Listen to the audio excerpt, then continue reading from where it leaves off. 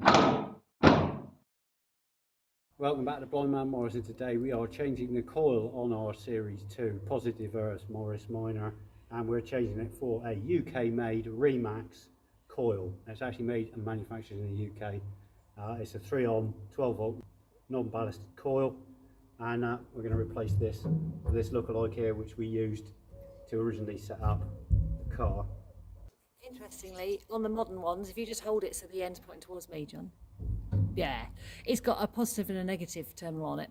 But originally, they would have had an SW and a CB on them, which the coil that's in the engine bay does have. CB being contact breaker, meaning it goes to the distributor, and SW being switch, which means that it comes in the ignition switch. And the white wire with the black tracer would go to the distributor, and the white wire would go to the ignition switch. So that's the way we're going to do it, which means that the positive terminal is going to go to the distributor on this car, and the negative is going to go to the ignition switch. If you were running a negative earth Morris Minor, it would be the other way round. So just to explain, that's why we're wiring it in that way. Interestingly, they will run if you do it the wrong way around, but just not very well. You get weaker sparks. Yeah. So this coil here is meant for a very standard Morris Minor. It's not a resin-filled coil, but it's going to match what we've got, and it is oil-filled. Personal preference there.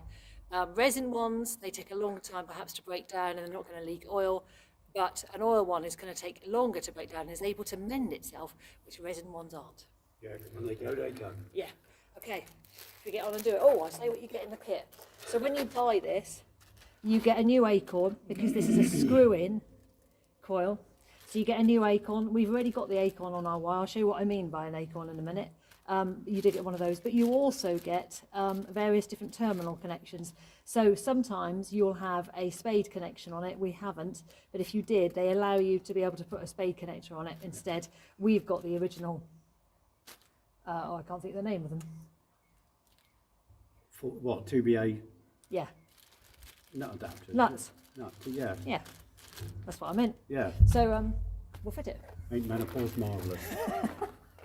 Just before I start installing it, you can probably see the nuts and bolts moving there, because you need to undo the clamp.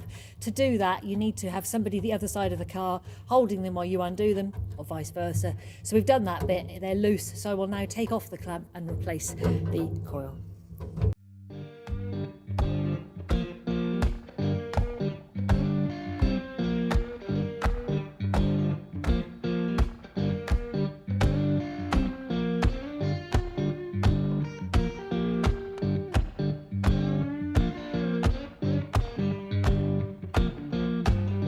Magnolia Town was humming, smoke lay on the ground. Okay, so I've changed over the wires. It goes terminal, washer, nut, and then I'm just going to change the main king lead over.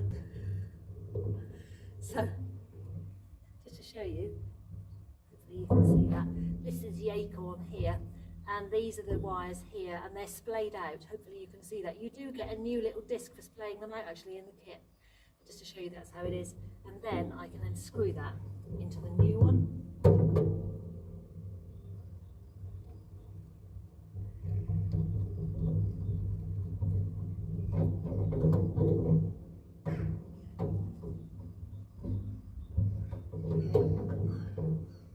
Right, and then we will put the clamp on.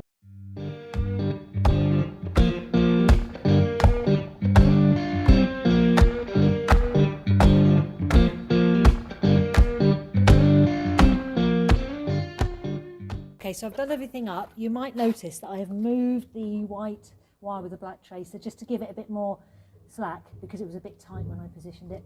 And I will also check that I've wired it correctly. So for this one, this is a positive earth car. I'm going to put the positive lead, which is the white one with the black tracer, to the distributor, and the negative one to the ignition. And then we will test the car. Right, now we're going to test the coil, see if it works.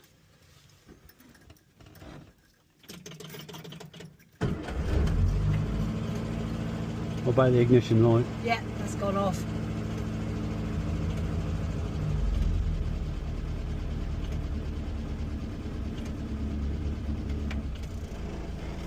Well, sounds good. Yeah. Yep, sounds fine. Right, well, there we go. Coil fitted. Now we're going to take it for a test drive and we'll see you next time.